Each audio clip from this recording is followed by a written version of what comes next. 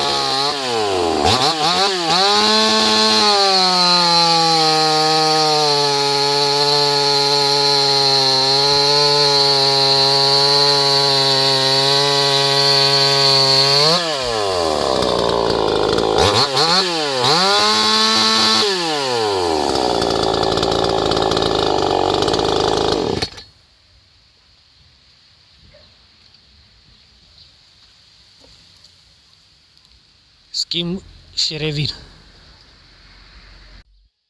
Ural 5800 Ported modificat.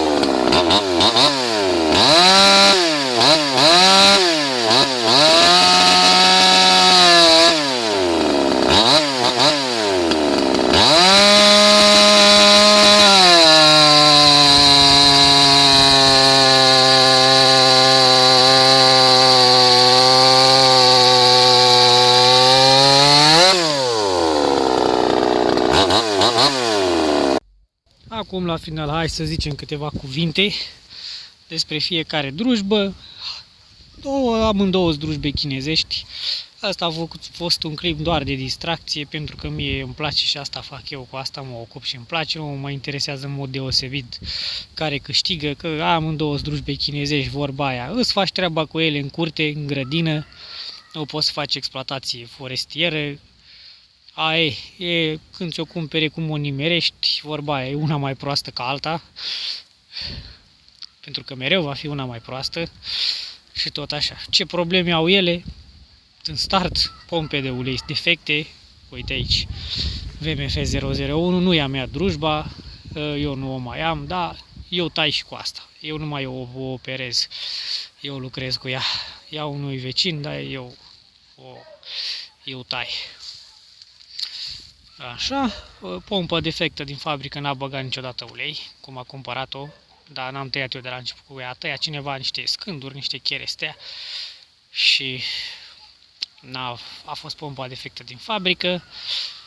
Defect nu ea însăși, ea a fost prost amplasată față de axul motor depărtat și ștergea filetul melcului.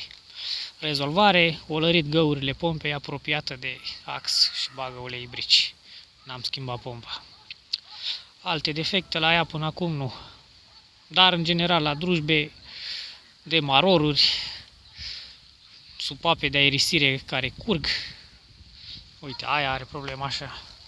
Dacă o întorc cu curul în sus, îmi curge benzină pe la supapa de aerisire.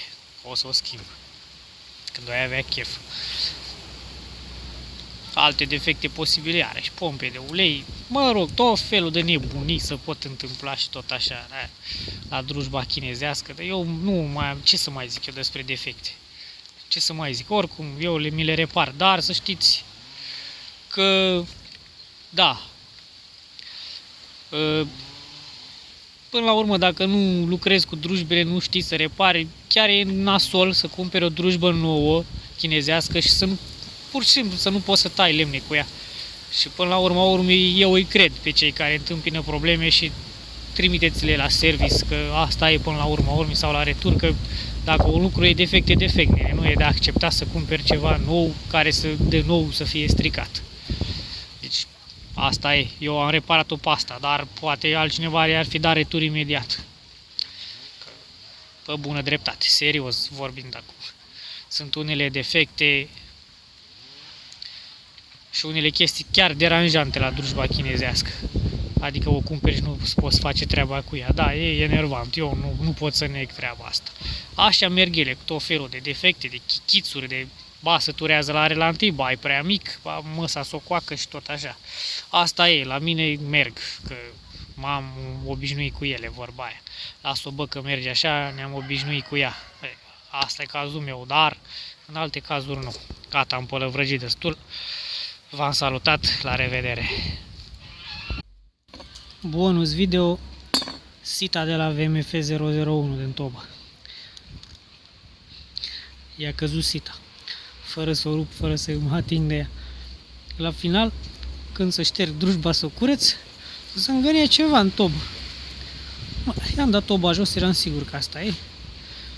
Am văzut sita căzută. Am băgat patentul, după aia am rulat-o așa frumos, am extras-o pe gaură, am făcut operație și gata. I-am scos sita. Așa cum vă ziceam, una mai rea ca alta. N-are nimic, merge și fără sită. Urlă, dar oricum urlă. Salutare!